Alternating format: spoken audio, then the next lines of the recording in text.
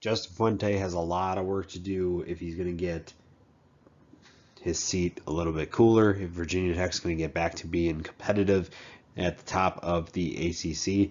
Again, a lot of work to do. Things haven't gone really well for him so far. And with the top 10 of hands back, there's guys that give fans hope, but I don't know if it's going to be enough to ensure that life is a little bit better for them this year in 2021. Number 10, defensive end Emmanuel Belmar decided to come back after toying the idea of going pro, and a guy who can refine his game, improve his draft stock over the course of the year. Number 9, wide receiver Trey Turner. Turner's a speedster. You want a guy that can beat any guy deep. This is your guy. He had 529 yards and 3 touchdowns last year.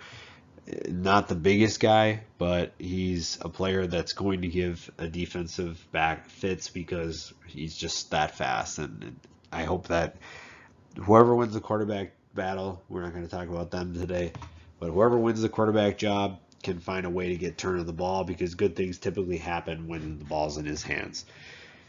Number 8, cornerback Jamari Connor. This is a guy who's capable of making a play. He has proven in his career that he can do a little bit of everything. He has 162 tackles, 13.5 tackles for loss, 12 passes defended, 3 interceptions. You name it, he can do it. And it's players like that that make life a little bit easier. Now, hopefully, they're able to kind of keep him more on the outside, covering wide receivers his primary role. But if they need him to step up in the trenches or make a play in the backfield, he's definitely capable of doing that. Number 7, wide receiver Tavion Robinson. Now, Robinson and Turner are a good tandem for whoever wins the job. Like I said, that quarterback is going to have to step up and prove that they can be a weapon for this team, because they have the talent, and we're not done talking about the pass catchers yet. They have the talent to be really, really good, and it'd be a waste of talent if they weren't able to figure out a way to get these guys the ball. Number 6, James Mitchell. Now, I tried to be unbiased here and not put him higher, so that's why he's at 6, but he definitely could be a top 5 player for Virginia Tech. He had over 400 yards and 4 touchdowns last year.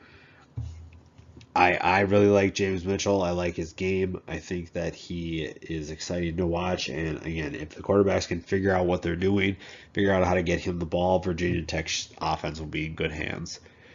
Number 5, Jordan Williams, the Clemson transfer, had 5.5 tackles for loss in 2019 in a crowded room, really. And that's really the reason that he transferred.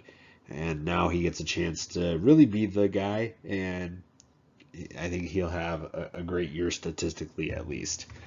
Number 4, defensive end Amari Barno. Honorable mention All ACC last year, and what a year he had. He had 16 tackles for loss, 6.5 sacks. That's a monster year. So he and Emmanuel Belmar could be 2 of the best defensive ends in the conference if they put it all together, and that's going to help the defense get much better this year.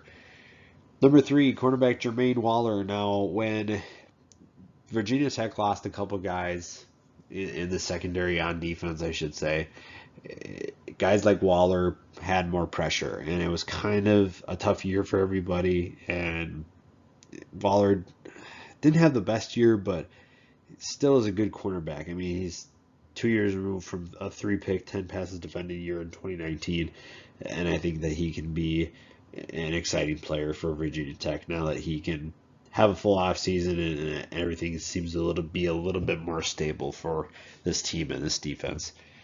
Number 2, Dax Holyfield. Now, can he be a leader?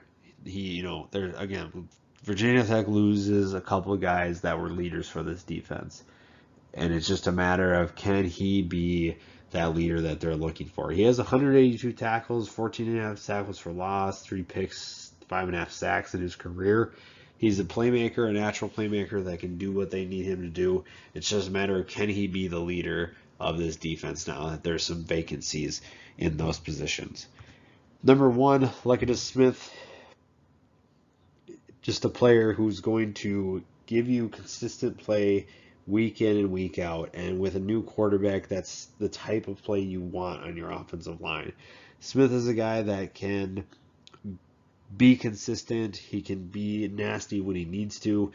He can send a message, and that's going to be huge, especially given that they lost Christian Darrisaw to the NFL, and they lose Doug Nestor as well. There's just it's the losses make for a need for him to be that guy, and at least Virginia Tech's offense can breathe a little bit of a sigh of relief because they know that they have a guy who's going to give them that consistent play, who's going to be a leader and calm people down when things aren't going right and build guys up when things are going right. So this offense has a long ways to go, but as you can see, there's some talent to be utilized. The defense should be the strength of this team, and if the offense can find a quarterback, this is going to be a team that's going to compete near the top of the ACC. They probably won't be a conference championship contender, but they at least will be better and maybe get some pressure off Justin Fuente. Things have not been going well for him,